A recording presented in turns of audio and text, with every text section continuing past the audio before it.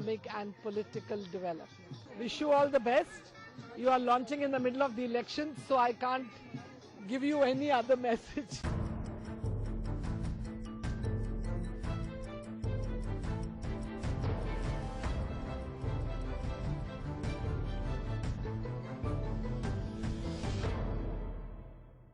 नमस्कार।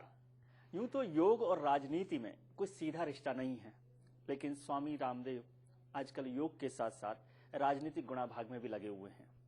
क्या उनकी ये राजनीतिक गणित हिंदुस्तान की लोकतंत्र के लिए, जमहूरियत के लिए एक नए राजनीतिक समीकरण पैदा करेगी? इस पर चर्चा करने के लिए हमारे साथ हैं खुद स्वामी रामदेव। स्वामी जी, आपका बहुत बहुत स्वागत है फर्स्ट इंडिया पर।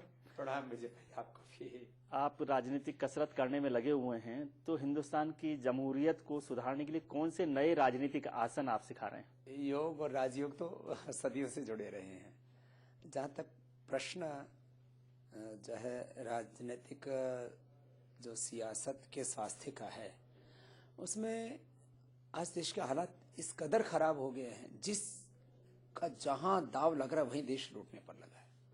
पूरे देश को खोखला कर दिया, जल, जंगल, जमीन, भू संपदा पूरा हिंदुस्तान नीलाम कर दिया। हालात ये है कि अमीर देश में गरीब लोग रहते हैं। इस कदर देश को लूटा है कि अब ये हमारा धर्म और दायित्व में मानता हूं कि हम अपनी सेहत को अच्छा रखें, अपने मन को, विचारों को अच्छा रखें। मैं कहता हूं व्यक्ति तो अच्छा होना ही चाहिए, लेकिन व्यवस्था भी अच्छी क्यों नहीं होनी चाहिए? यदि व्यवस्था अच्छी नहीं होती तो हमारे हाथों को काम नहीं करने देते। आज हिंदुस्तान में हालात ये हो गई है, जो लोग इस देश को आगे बढ़ाना चाहते हैं, आज दूसरों की बात छोड़ो, आप हमारी ले लीजिए। आज सरकार हमारे हाथों में हथकड़ियां, पैरों में बेड़ियां, मुंह पर ताला लगा करके हमको हर काम करने से रोकती है। ये तो हम बेशर्मी से, बेरहमी से, वो बेदर्दी से हम पर जुल्म ज्यादतियां कर रहे हैं, लेकिन हम लगे हुए हैं कि भाई हमें देश को बचाना है, हमें देश को बनाना है। तो आज हिंदुस्तान को बदलने की जरूरत है, और बदलने की जो प्रक्रिया है उसका पॉलिटिकल ही प्रोसीजर है। हम अच्छा इंसान बना सकते हैं, अच्छा व्यक्ति बना सकते हैं। संत समाज और योग गुरु यदि राजनीतिक व्यवस्था को बदलने के लिए आ रहे हैं, इसका मतलब है कि जो हमारे पॉलिटिकल सिस्टम में जो भी लोग हैं वो कॉम्पिटेंट नहीं है, they are failed. Swami Ramdev को क्यों आना पड़ा मैदान में?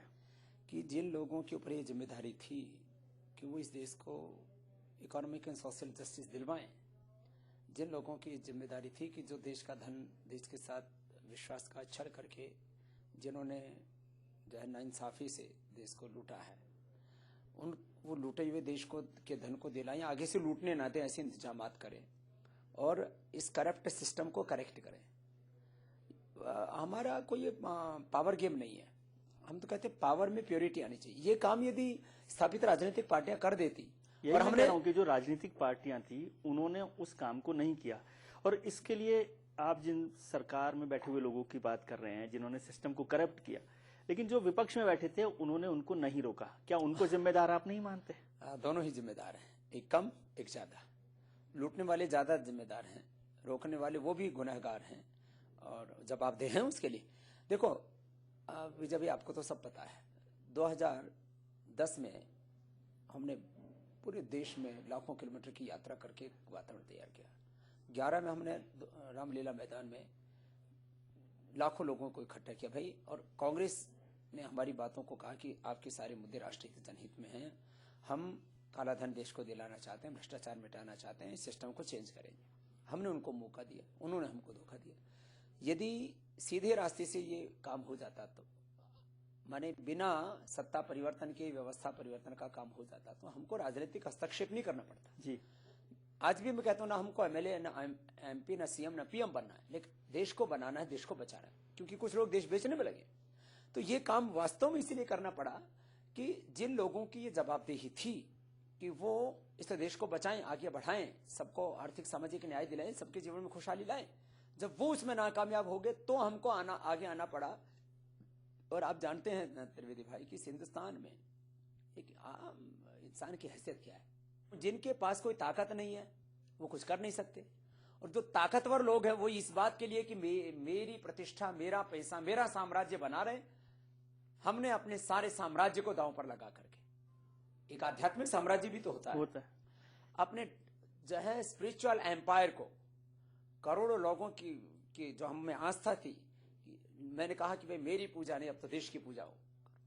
सब कुछ को दांव पर लगा करके हम इस काम में लगे। आज लेकिन ऐसा क्या गुनाह हुआ स्वामी रामदेव से कि जो 2010 तक 2011 तक जो मुख्यमंत्री बहुत सारे राज्यों के, वो किसी भी पार्टी के हों, केंद्रीय मंत्री, बड़े बड़े नेता स्वामी जी के चरणों में रहते थे, उनके आश्रम में रहते थे, वो उनके खिलाफ खड़े हो गए? ऐसा क्या गुनाह आपने कर दिया? अब ये प्रश्न मैं आप ही से पूछ लूं विजय भाई कि आप बताओ, मैंने कोई अनाचार किया, कोई दुराचार किया, कोई व्यभिचार किया, कोई भ्रष्टाचार किया, किसी का हक छीना?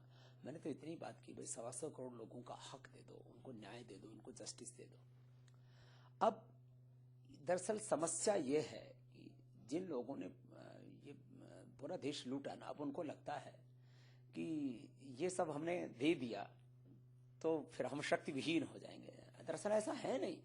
एक आदमी की जरूरत कितनी है विजय भाई? एक आदमी, मैं तो कहता हूँ, वो सोने की थाली में खाए, चांदी से खाए नहीं, चांदी को भी खाने लग जाए तो भी कितना खा लेगा? आप देखो एक एक घोटाला की उसका आप अमाउंट देखिए। बोफोर्स घोटाला जो बहुत चर्चित हुआ था 100 करोड़ से कम का था, 64 करोड़ का था। 64 करोड़ का घोटाला, वहां से शुरू होती यात्रा। फिर आदर्श सोसाइटी, कॉमनवेल्थ घोटाला, 2G घोटाला, कोयला घोटाला। आज देखो कोयला घोटाले का अमाउंट देखिए, 195 खदानें, 50 बिलियन टन कोयला। इंटरनेशनल मार्केट में कीमत अकेले कोयला घोटाले में जो नॉन रिजर्व थे 400 लाख करोड़ रुपए। हर साल 30 लाख करोड़ का हिंदुस्तान में बजट बनता है, 5 साल में 150 लाख करोड़ का बजट बनता है। कहां जाता है सारा पैसा? मैंने सारा हिंदुस्तान नीलाम कर दिया। लेकिन आपके चौकीदार जो आंख बंद करके बैठे रहे, आप उन पर नहीं बोल रहे। जो लूट रहे थे उनका तो ठीक है, समझ में आ रहा है। चौकीदारों की जिम्मेदारी नहीं थी या वो मिल गए थे? गुनहगार और चौकीदार मिल गए थे, उन पर आप नहीं बोलना चाहते? वैसे तो 60-40 का बिजनेस है उनका, 60-40। और इस पूरी प्रक्रिया में त्रिवेदी भाई देखो, हमने इसलिए किसी स्थापित पार्टी को ने कहा कि भाई अब इस पर भरोसा करो, क्योंकि पार्टियों से लोगों को भरोसा उठ गया। घरों में भी अविश्वास एक बड़ा संकट है, लेकिन राष्ट्रीय स्तर पर तो अविश्वास, किस पर भरोसा करें? आप किसी पॉलिटिकल पार्टी पे भरोसा नहीं करते? मैं सच कहता हूं, अभी मेरा किसी भी राजनीतिक पार्टी पर भरोसा नहीं है। इसलिए मैंने व्यक्ति को चुना, पार्टी को छोड़ करके। तो व्यक्ति भी तो पार्टी से जुड़ा हुआ है। अब देखो, राजनीतिक परिप्रेक्ष्य को 2 शब्दों में परिभाषित करो। हिंदुस्तान की 2 शीर्ष राजनीतिक पार्टियों की बात कर रहा हूं, बाकी उसी के इर्द गिर्द सब होंगे। एक का शून्य और शिखर दोनों करप्ट है, एक का शिखर बचा हुआ है। समझ नहीं आया मुझे। हाँ, आप समझ रहे हैं, लेकिन आप छेड़ रहे। एक का शून्य और शिखर दोनों करप्ट हैं, माने कांग्रेस पार्टी। दूसरे में ऐसा है, शून्य में तो शून्य है, लेकिन शिखर अभी बचा हुआ है। तो उम्मीद तो वहीं से जगती है ना कि जहां कुछ तो बचा हुआ हो। लेकिन जहां शून्य से शिखर तक करप्ट है, उस पार्टी को तो देश ने 2-2 बार मौका दिया है। तो इसका मतलब तो आप देश के लोगों पर भरोसा नहीं कर रहे, आप देश के लोगों की बुद्धिमानी पर सवाल खड़ा कर रहे। देखो 125 करोड़ के हिंदुस्तान में भी जब भाई 11 करोड़ 12 करोड़ लोगों ने वोट दिया, और उसमें भी छल छद्म करते, माने अपने गुनाहों पर पर्दा डाल के, और देश को लोगों को ये बताते हैं कि देखो हमने इस देश का विकास किया, समृद्धि की। सोनिया गांधी की कोई परचून की दुकान नहीं है, राहुल गांधी के पेंशन लगाने की भी दुकान नहीं है, उनके पास में कोई घर नहीं है, कार नहीं है, जो बेकार, बेरोजगार, बेघर लोग हैं, और बुद्धि का तो टका भी नहीं है। सोशल मीडिया पर आप देखते होंगे, जो है इस वैसे बोलना नहीं चाहिए किसी के बारे में, लेकिन जो लिखते हैं भोंदू और पप्पू लिखते हैं, कितना मैंने 10वीं पढ़े लिखे बच्चे जितना भी दिमाग नहीं है, हिंदुस्तान चलाने का दम्भ भरते हैं। मैंने क्या इनका क्या कंट्रीब्यूशन है हिंदुस्तान के लिए, सिवा हिंदुस्तान को लूटने के सिवा इन्होंने दिया क्या? मैं एक आप तो बहुत एनालिसिस करते हैं, आपने दिल्ली के शीर्ष मीडिया से लेकर के और जो है सारे देश को देखा आपने। अब ये बताइए, सिंगल कंट्रीब्यूशन सोनिया मैडम का क्या इस हिंदुस्तान के लिए? 10 साल तक वो उस सरकार की लीडर हैं जो लीडर सरकार चल रही है। मैं वही वहां बैठ करके और पर्दे के पीछे से देश लूटना एक अलग बात है, लेकिन आप मतलब भ्रष्टाचार के आरोप लगे दूसरों पर लगे, सारे चार्जेस लगे दूसरों पर लगे, और खुद जो है शरीफ बन करके बैठे रहो और पर्दे के पीछे से पूरा हिंदुस्तान लूट डालो। माने ये तो लूट का बहुत एकदम जो है मॉडर्न तरीका ढूंढ लिया है इन्होंने। तो इसमें देखो पूरी प्रक्रिया में दिक्कत क्या है कि एक ऐसी पार्टी है कि जिसके सामाजिक, सांस्कृतिक, आर्थिक, राजनीतिक गुनाह इतने हैं कि जब तक उनका सत्ता से पत्ता साफ नहीं होगा देश को इंसाफ नहीं मिलेगा। दूसरी तरफ एक ऐसी पार्टी है, उसमें भी बहुत गलतियां की उसने, ऐसा मैं नहीं मानते कि गलतियां नहीं की, लेकिन उसमें मोदी एक ऐसे व्यक्ति है जिसने कोई भ्रष्टाचार नहीं किया, वो एक फकीर है, बस वो सामान्य कपड़ों में। नहीं, मैं इस तो पर एक आपत्ति फकीर रखता हूं, हिंदुस्तान का वजीर बने। मैं इस पर आपत्ति रखता हूं कि जो लोग गृहस्थ जीवन में उनको आप करप्ट मानते हैं। नहीं, वो एक किसी का कुंवारा होना, किसी का अकेला होना, ईमानदार होने की तो वो नहीं है सर्टिफिकेट। एक वो भी एक उसकी विशेषता है। बहुत से जो है इस देश में महात्मा गांधी भी विवाहित थे, जो है इस देश के अंदर जो है पटेल साहब विवाहित थे, विवाहित लोगों ने, मदन मोहन मालवीय जी विवाहित थे, बस स्वामी श्रद्धानंद जी पहले विवाह उन्होंने किया था, बाद में सन्यासी बने। विवाहित लोगों ने भी बहुत भले काम किए, लेकिन एक फकीर भी यदि हिंदुस्तान का वजीर बनता है और जिसका पवित्र चरित्र है तो उसमें आपत्ति क्या? ये जिम्मेदारी आप तो सोनिया गांधी बन रहे हैं कि पीछे से लीडर को गाइड करना चाहिए। हम एकदम देसी, देशी विदेशी की बात नहीं है, लीडरशिप आप पीछे से आप कंट्रोल करना चाहते हैं। बड़ी खुशी है मेरी फर्स्ट इंडिया चैनल से आज आपने मेरी प्रतिक्रियाएं ली। मैं शुभकामनाएं देना चाहता हूं कि आपका चैनल आगे बढ़े और राजस्थान की जनता को जागरूक करे, उनके दुख दर्दों में शरीक हो और विकसित राजस्थान बनाने में आपका चैनल की महत्वपूर्ण भूमिका हो, ऐसी मैं शुभकामना देना चाहता हूं।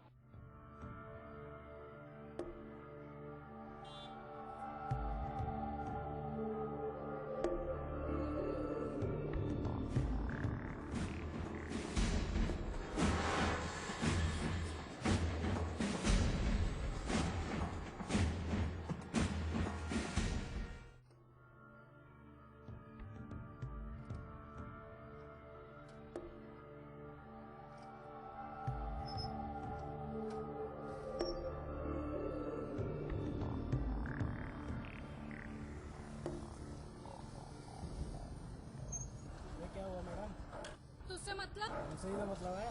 क्यों? बोलो तो सही। बदतमीजी मत कर। हम छोड़ दो कहीं। चल निकल यहाँ से। बहुत सह दिया, अब बस। Let your news be honest and not always negative. You need to focus on the positive sides of our social, economic and political development. Wish you all the best. You are launching in the middle of the election, so I can't give you any other message. जितने channel बढ़ के आ जाते हैं उससे मैं समझती हूँ कि लोगों की बात के सामने आ जाती है। जरूरी है कि निर्भीक तरीके से आपका भी चैनल पेश हो और मैं विश्वास करती हूँ, बधाई और शुभकामनाएं भी आप लोगों को देती हूँ। आने वाले समय के अंदर आपका भी चैनल राजस्थान के जनता के काम में आएगा। अच्छी बात है कि फर्स्ट इंडिया का नया चैनल और शुरू होने जा रहा है। मैं हमारी ओर से बहुत बहुत शुभकामनाएं अपनी ओर से, आयोग की ओर से, और मैं हम अपेक्षा करते हैं कि आपका ये नया चैनल राजस्थान में महिलाओं की स्थिति और जिस तरह से क्राइम है, हिंसा है, और जो योजनाएं भी हैं, योजनाएं जो महिलाओं के हक के लिए बनी हैं, उनका भी एक सर्वे होना चाहिए कि क्या उन योजनाओं का फ़ायदा सही से महिलाओं को मिल रहा है या नहीं मिल रहा है। तो एक सकारात्मक महिलाओं से संबंधित जो भी खबरें आपके यहाँ से प्रसारित हो, एक सकारात्मक तरीके से उनको लिया जाए। इसी के साथ मेरी ओर से बहुत बहुत शुभकामनाएं। सबसे बड़ी जिम्मेदारी, राजस्थान बदलना है तो चैनल बदलो। सबसे बड़े महारथी, चैनल तो बहुत देखे, सच का स्वाद चखा क्या। सबसे बड़ा नेटवर्क, सबसे आगे, सबसे पहले, फर्स्ट इंडिया।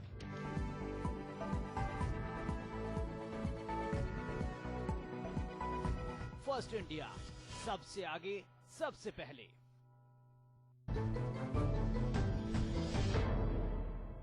स्वामी जी, आपने चर्चा कर रहे थे मोदी जी की, नरेंद्र मोदी जी की। मैंने सुना योग का जो मूल स्वभाव है वो है अहिंसा। आप तो विद्वान लोग हैं, मैं तो कम पढ़ा लिखा आदमी हूं।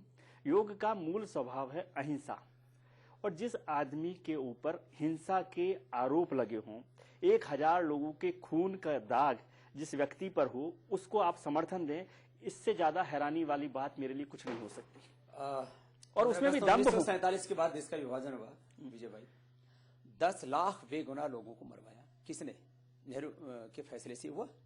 तो यदि मोदी मौत का सौदागर है, जैसे कि सोनिया गांधी कहती है, तो नेहरू जी मौत के महासौदागर हैं। दूसरी बात, सवाल नेहरू जी का नहीं है। अब गिल साहब ने क्या कहा पिछले दिनों, आपने सुना ना जी, दिल साहब ने सवाल एक बात स्वामी कही। रामदेव और मोदी जी का हाँ, है हम अगली- कि अगली जो बात। 1000 2000 लोगों वापस। के खून का हाँ, हाथ इसी बात का उत्तर दिया। गिल साहब ने कहा कि कोई भी मुख्यमंत्री जो है लोगों को मरवाता नहीं है। हाँ, ये उसकी जवाबदेही होती है कि उसके राज्य में हिंसा ना हो। हिंसा और प्रतिहिंसा, प्रतिशोध, ये बहुत खतरनाक होता है। गोधरा में यही हुआ, हिंसा और प्रतिहिंसा हुई। मैं इसको दुर्भाग्यपूर्ण मानता हूं, नहीं होना चाहिए था। उस समय मोदी जी नए नए मुख्यमंत्री बने थे और उसमें किसकी चूक हुई ये मैं अभी नहीं कह सकता। हिंसा गलत हुई, लेकिन मोदी जी ने वो हिंसा नहीं की ना। आप उन्हें क्लीन चिट देना चाहते हैं? नहीं, ये देश की न्याय व्यवस्था। मुख्यमंत्री नैतिक रूप से जिम्मेदार देखो, होता है। दो बातें। कोई ये नहीं कह रहा कि नरेंद्र मोदी ने 1000 लोग मारे, लेकिन एक मुख्यमंत्री किसी राज्य का उसमें हिंसा हो तो उसकी नैतिक जिम्मेदारी उसकी होती है या नहीं होती? फिर तो हमें सिस्टम की जरूरत ही नहीं है। देखो, अब जो है गवर्नमेंट का काम ही है गवर्नेंस देना, और गवर्नेंस अच्छी होती है। आप देखो उसके बाद कोई दंगा हुआ नहीं, हर दिन दंगे होते थे गुजरात में। और आप दंगों की बात करें तो ये किसके, ये आप तुलनात्मक यदि दृष्टि में जाएंगे तो सबसे ज्यादा दंगे कांग्रेस के शासनकाल में हुए। यदि हिंदुस्तान में मोदी आते हैं तो 99% दंगों की संभावना खत्म हो जाती है। और आज तो कभी भी कहीं भी किसी के सिर पर बम फूट सकता है। या आज देश में असुरक्षा का वातावरण बन चुका है। तो जो है एक व्यक्ति को एक अवसर देना चाहिए। उनका उस समय धर्म और आध्यात्म में क्षमा मांगने का बड़ा परंपरा रही है। स्वामी जी, आपको नहीं लगता कि नरेंद्र मोदी जी यदि माफी मांग ले दंगों को लेकर, भले उनकी नैतिक जिम्मेदारी है, वो शामिल हैं कि नहीं है जिसको आप स्वीकार नहीं करना चाहते, यदि माफी मांग लें तो आपको नहीं लगता कि बेहतर होता? राजनीतिक दृष्टि से ये बातें बड़ी पेचीदगी भरी होती है, इसलिए हम इनको इतने हल्के में नहीं, आप इतने विद्वत लोग हैं, आप इतने संत समाज में प्रतिष्ठित लोग हैं, आपको नहीं लगता कि क्षमा यदि मांग लेते, माफी मांग लेते तो शायद स्थिति में कहा है जी। आप तो जो है ब्राह्मण कुल में पैदा हुए और वैसे भी बड़े पंडित हैं। क्षमा वीरस्य भूषण, और हमारे यहाँ अहिंसा धर्म का पहला लक्षण माना है। ठीक है, अहिंसा परमो धर्म है। मोदी हिंसा में विश्वास नहीं रखते। मैं व्यक्तिगत रूप से उस शख्स को करीब पिछले 20 सालों से जानता हूँ। दम्भ तो हिंसा का दूसरा रूप है। देखिए, साहस को दम्भ कहे तो ये ठीक नहीं होगा। मोदी एक साहसी व्यक्ति है, उसको दम्भ भी नहीं कह सकते। एक मनमोहन सिंह है, आरोपों के लिए माफी नहीं मांगना दम्भ होता है, साहस होता है। मनमोहन सिंह है। देखो, मोदी का चरित्र साहसी है। मोदी जो है स्वाभिमानी है, मोदी पराक्रमी है। मोदी ने जो है करोड़ों लोगों का विश्वास जीता और विकास किया। एक उसका कैरेक्टर है, और उस आपने वैसे कैरेक्टर को देश के लोग अभी पसंद करते। लोग कुछ लोग कहते हैं मोदी एरोगेंट है, तो मैंने देश के लोगों से सुना है भाई हमको तो एरोगेंट ही चाहिए। ठीक है, देश के लोगों को जो चाहिएगा वो तो मांग लेंगे। हम आपसे बात कर रहे थे, आपने कहा कि पार्टी, सब पॉलिटिकल पार्टी जो है वो करप्ट हैं, गड़बड़ है, तो क्या आप चाहेंगे कि मोदी और बीजेपी अलग अलग हों तब आप उनको समर्थन देंगे, या उसी पार्टी जो करप्ट पार्टी आप समझते हैं उसके लीडर के तौर पर आप मोदी के साथ चलना चाहते हैं? उस करप्ट पार्टी में को करेक्ट करे, मीन्स उसमें जहां जहां करप्शन है, सब तो करप्ट नहीं है। सब तो किसी भी पार्टी में नहीं है करप्ट। इसमें थोड़े करप्ट लोग कम है, थोड़े कम है, और काफी ठीक है, मान लिया। और उन जो कम थोड़े बहुत जो करप्ट लोग हैं ना, उनको मोदी जी करेक्ट कर लेंगे, ऐसा मुझे भरोसा है। देखो, जब so you are ready to accept BJP, that means? नहीं, मैं रेडी शुद्धता के साथ कि मोदी जी जो है उसको ठीक कर लेंगे, इस भरोसे के साथ मैंने इस बात को कहा है। और देखो भैया, हम साधु सन्यासियों ने कभी भी जो है सीधे राजनीति में भाग नहीं लिया। हमें दो चीजों को बचा के रखना, अपनी परंपरा को भी और देश को भी। अब दोहरी जिम्मेदारी है हमारे पास। मैं तो इसको वैसे कमजोरी मानता हूं हमेशा, कि ये साधु संत जो हैं प्रवचन देने में बहुत माहिर होते हैं, तो दूसरे को ज्ञान दे रहे हैं, आप आ जाइए ना। हम अपना काम कर रहे हैं। मोदी जी की बजाय स्वामी रामदेव आ जाएं और देश को ठीक कर लें। हमने ये जिम्मेदारी, आप तो सोनिया गांधी बन रहे हैं। देखो, कि पीछे से लीडर को गाइड करना चाहते हैं। एकदम देशी विदेशी की बात नहीं है, लीडरशिप आप पीछे से आप कंट्रोल करना चाहते हैं। तो सोनिया गांधी और स्वामी रामदेव में क्या फर्क है? का नियंत्रण है, नैतिकता का नियंत्रण है, वहां तो पाप का नियंत्रण है। हम अपने अध्यात्म धर्म, अपने जो है योग धर्म के साथ राष्ट्र धर्म निभा रहे हैं, और इसमें कहीं विरोधाभास नहीं है। और मुझे लगता है इससे ये इनडायरेक्ट लीडरशिप कंट्रोल परिणाम मिलेगा। ये रिमोट कंट्रोल नहीं है। एक तरफ स्वामी रामदेव जी का रिमोट कंट्रोल और नरेंद्र मोदी पर, एक तरफ सोनिया जी का रिमोट कंट्रोल है। या तो धर्मस ततो जया, सत्य में जयते। इसलिए सत्य का, धर्म का, न्याय का नियंत्रण रहना चाहिए सत्ता पर, वही हम चाहते हैं।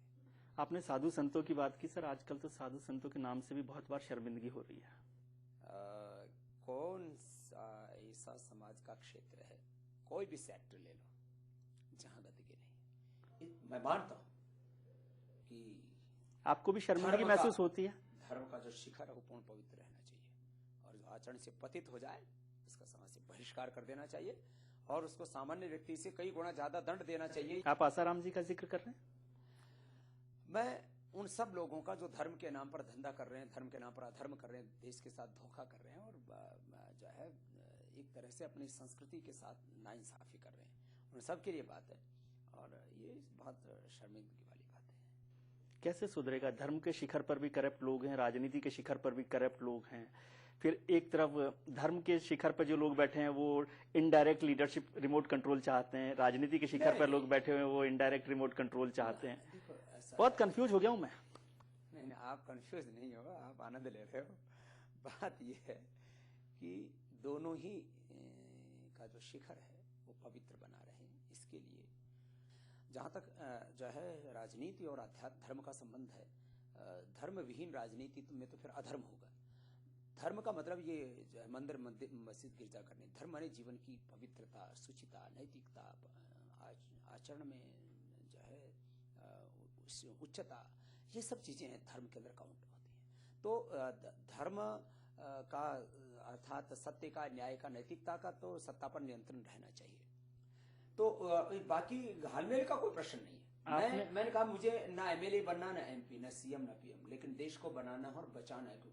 कुछ लोग देश को बेचने में लगे। एमएलए, एमपी, पीएम बनना तो छोटी चीज है ना, जब आपके हाथ में रिमोट कंट्रोल हो तो। मेरे करीब 20 साल के अतीत को आप जानते हैं। मैंने इसलिए तो मैं चाहता हूं कि आप सीधा कंट्रोल ले लें राजनीति, सब कुछ दांव पर लगा करके। मैंने पैसा, प्रतिष्ठा, शोहरत, साम्राज्य, सब कुछ दांव पर लगा करके कि एक संकल्प, मस्त फकीरी धारी है, एक ही धुन जय जय भारत, भारत विश्व की आध्यात्मिक आर्थिक महाशक्ति बने और 125 करोड़ लोगों के जिंदगी में खुशहाली आए, सब दिवाली मनाए। सीधा नियंत्रण पड़ा है देश का। सीधा नियंत्रण क्यों नहीं? सीधा नियंत्रण नहीं, सब फिर कुछ मीडिएटर आ जाएंगे बीच में। फिर अगली बार जब हम इंटरव्यू करेंगे, मान लीजिए मोदी जी प्रधानमंत्री बन गए जैसी आपकी इच्छा है, तो फिर अगली बार जब इंटरव्यू करेंगे तो आप कहेंगे नहीं मोदी जी तो ठीक थे, बीच में कुछ लोग गड़बड़ आ गए। ये बीच वाले लोगों के लिए क्यों आप जगह छोड़ रहे हैं? जो बिचौलिए है ना, ये बड़े खतरनाक होते हैं। और राजनीति में एक बहुत गहरी बात बताता हूँ त्रिवेदी भाई, आपने पूछ लिया और ये सच कह रहा हूँ आपको। ये जो नीचे टिकट बढ़ते हैं ना, मतलब राजनीति तो भ्रष्ट है ही, राजनीति में सबसे बड़ा भ्रष्टाचार का अड्डा टिकट की तरह। तो कह रहा हूँ ये इतना बड़ा खतरा है त्रिवेदी जी देश के लिए। माने जो पॉलिटिशियन 10-10, 20-20 हजार को लिए घूमते हैं, तो पूरा हिंदुस्तान खरीद सकते हैं। माने एक तरह से देश का लोकतंत्र मतलब एकदम बिकाऊ हो चुका है। ये इतनी बड़ी खतरनाक बात, इसलिए मैं कहता हूँ कि भैया ब्लैक मनी पर कंट्रोल करो। ये जो है, जो ब्लैक मनी गोल्ड में है, लैंड में, इंफ्रास्ट्रक्चर में, चलो जहां पर भी है वो कहीं ना कहीं इतना यहाँ तो पूरा लोकतंत्र खरीद लिया। अब आपने ब्लैक मनी की बात कर ली, आपने ब्लैक मनी और करप्शन के खिलाफ इतना बड़ा मूवमेंट चलाया, और आप जो लोग ब्लैक मनी करप्शन के खिलाफ मूवमेंट चला के पॉलिटिकल पार्टी बना ली दिल्ली में, आप उनके साथ नहीं हैं। उनको तो आपका आशीर्वाद चाहिए था। राजनीति में बड़ा विचित्र मोड़ है। आपके रास्ते पर चल रहे थे वो। नहीं, देखो रास्ता, आपने रास्ता बदल लिया। देखो हमने तो उनको आशीर्वाद दिया था, आप भी जानते हैं, उस समय आप दिल्ली में ही थे।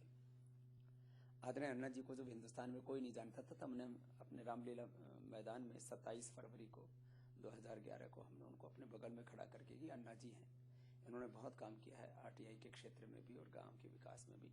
आप लोग जो है, और वो भी जो है हमको मैं उसको ज्यादा आत्मश्लाघा हो जाएगी खूब। फिर अरविंद को हमने इंट्रोडक्शन कराया जंतर मंतर पर, पहला प्रोग्राम हमने साथ में रखा। मैं सामने ही था वहां पर, और जंतर मंतर किरण बेदी जी और सब अन्ना जी और सब ये सब लोग साथ में थे। खैर, हमको किसी बात का मलाल नहीं। बात यह है कि अच्छे लोगों को एक साथ मिलकर के काम करना चाहिए, मैं इस बात से सहमत हूँ। लेकिन इसमें समस्या ये आती है कि अच्छे लोग साथ नहीं रह सकते। अब समस्या ये है कि अब अरविंद केजरीवाल जी वो भी पॉलिटिकल पार्टियों की तरह होने जा रहे हैं। बाटला हाउस को फर्जी एनकाउंटर बताते हैं, मुसलमानों को मुख्य वोट लेने के लिए वो भी जो है दरगाह पर पहुंच जाते हैं। दरगाह में जाएं, मंदिर मस्जिद सब जगह जाएं, लेकिन जो मतलब तुष्टीकरण की राजनीति में वो भी प्रवेश कर गए। माने जो राजनीति, जिस राजनीति की वो आलोचना किया करते थे कि ये राजनीति की गंदगियां हैं, उस गंदगी में खुद भी नहाने लगे कीचड़ में। वो कह रहे हैं कि गंदगी में जाकर ही तो साफ कर सकते। अरे तो फिर मतलब इसका मतलब ये हो गया कि आप खुद गंदे होंगे। अरे भैया पैंट उठा करके साफ करो ना, झाड़ू लेकर। लेकिन आप निराश कर रहे हैं मुझे बहुत कि आप जो है उस गंदगी को साफ करने के लिए खुद तैयार नहीं है। नहीं शायद आप वाले निराश हो सकते हैं, आप नहीं निराश हो सकते। मैं तो चाहूंगा, आपको नहीं लगता कि आप सीधा आ जाएं राजनीति में, ये रिमोट कंट्रोल छोड़ें तो हिंदुस्तान की राजनीति बेहतर हो जाए? आप राजनीति करते हो कि नहीं करते? आप लोग राजनीतिक लोगों के इंटरव्यू लेकर के उनकी 100 खामियां बताते हो कि ऐसे करो वैसे करो, तो आप भी उस राजनीतिक शिष्टता के लिए काम कर रहे हो। मैं सारे पत्रकार, मैं तो बहुत छोटा आदमी जो हूं। पॉलिटिकल इंटरव्यू लेते हैं भाई, विजय से लेकर के और दिल्ली में और तमाम जो बात से मीडिया के शिखर पुरुष बैठे, जो भी पॉलिटिकल बात करें, मैं सबसे कहूंगा चलो चुनाव लड़ो। जो देश के बारे में बात करें तो 125 करोड़ लोगों को चुनाव नहीं लड़ना पड़ेगा, उतने ही लोग रहे। लेकिन 125 करोड़ लोगों को ये सोचना चाहिए कि बुरे लोगों का हम पर राज ना हो, हिंदुस्तान के ऊपर करप्ट लोग राज ना करें। आखिरी सवाल मैं जानना चाह रहा हूँ, आप नहीं आ रहे राजनीति में और आप नरेंद्र मोदी जी को समर्थन दे रहे हैं, तो मैं ये मानूं कि एक करप्ट पार्टी के लीडर को आप स्वीकार करने के लिए तैयार हैं? नहीं, वो कम करप्ट है, लेकिन करप्ट हैं। उसको मोदी जी करेक्ट कर लेंगे, ऐसा मैं मानता हूं। और यदि करेक्ट नहीं किया तो फिर पुनर्विचार करेंगे अपने फैसले पर। आप मोदी के फैसले पर पुनर्विचार कर सकते हैं? मोदी जी तो ठीक है, पार्टी का साथ देने पर पुनर्विचार करेंगे। चलिए, बहुत बहुत शुभकामनाएं आपको। थैंक यू, धन्यवाद आपका।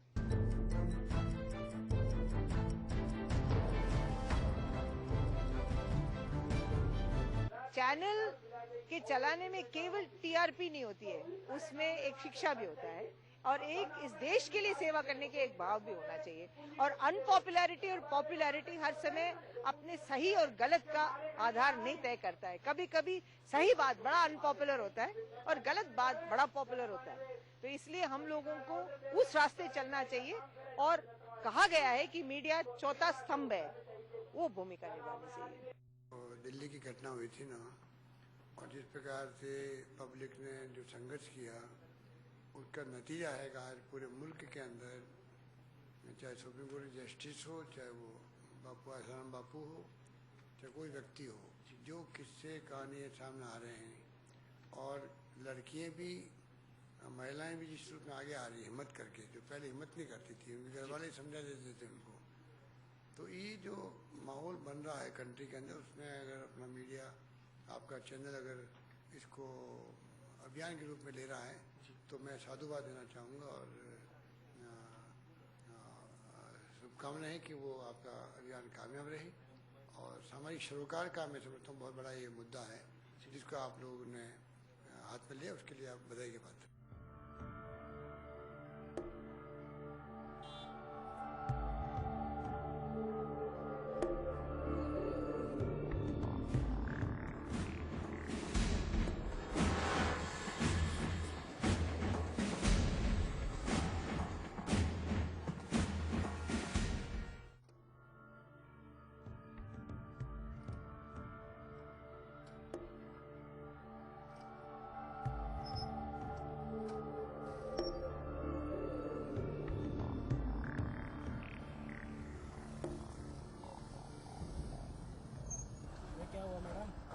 तुझसे मतलब? हमसे ही ना मतलब है। क्यों?